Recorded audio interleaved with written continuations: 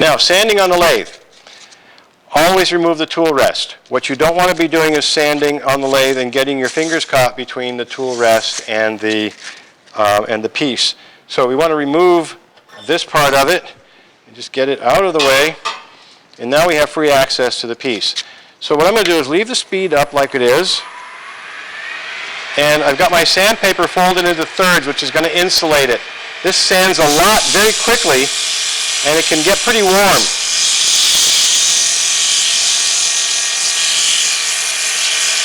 And the paper wears out pretty fast, so you need to change the spot you're sanding frequently.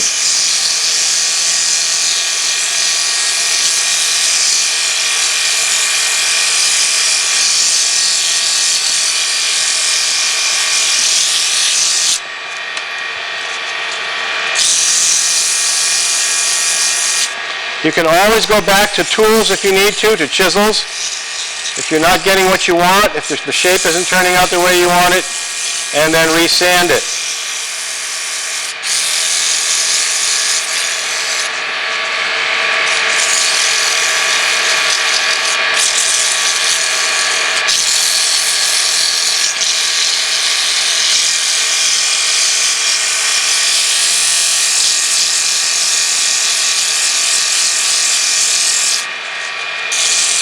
And I always look at the top edge to see my profile.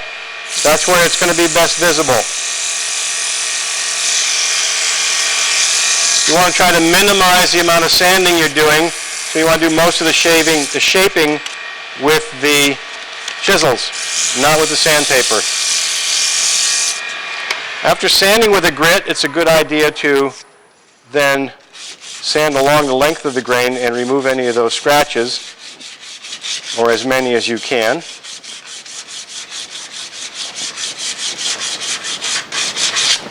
Then I'm going to move to a finer grit here. I have a piece of 150 grit.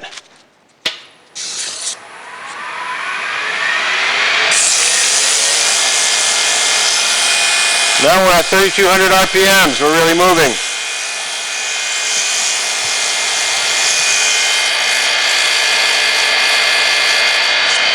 You can see that at 3,200 RPMs, we're making a lot of contact with sandpaper in a very short amount of time.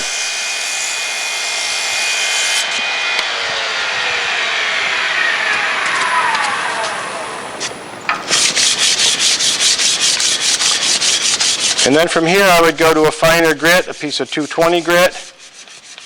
I think I can probably make do with what I have here.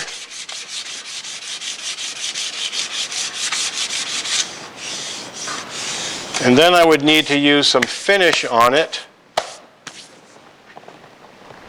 Yeah.